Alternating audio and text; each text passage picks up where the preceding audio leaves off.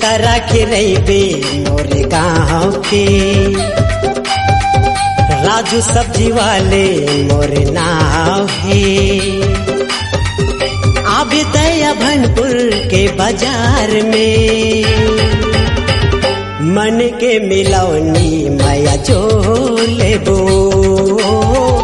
मन के मिलौनी माया जो लेबो। सुरता राखी रही हो तोरे गाँव के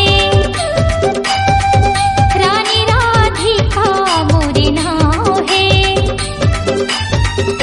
आहू मोर मरारू आमा छावे मन के मिलौना माया जोर लेबोगा, मन के मिलौना माया जोर लेबोगा।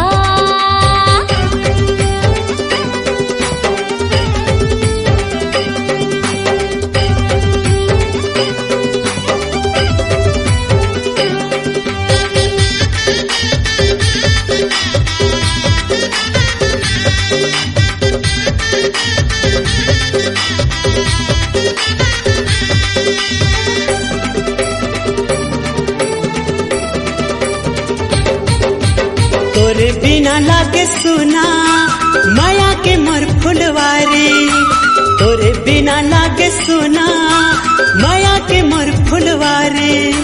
झूला झूला हूँ झूले ना आजा बेतय संगवारी, झूला झूला हूँ झूले ना आजा बेतय संगवारी। गजरा लगा ले मोरे नाव के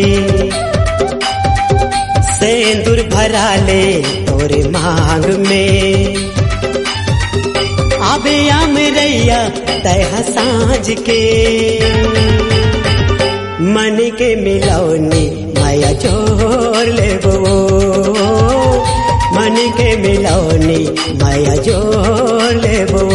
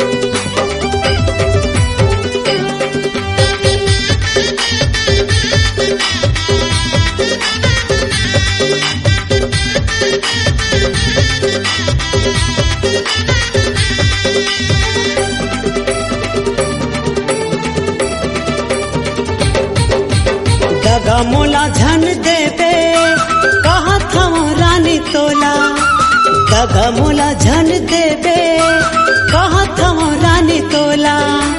दूली चंद खरे कैथे झने भोला बे मोला, दूली चंद खरे कैथे झने भोला बे मोला।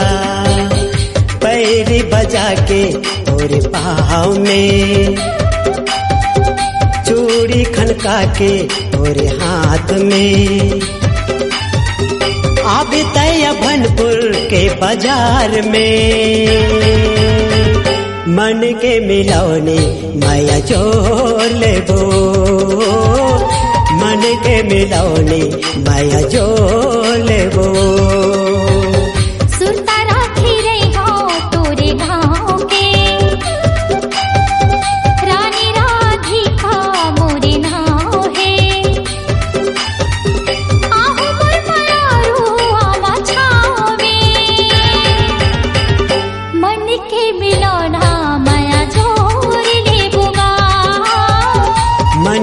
मिलौनी माया जोर लेबो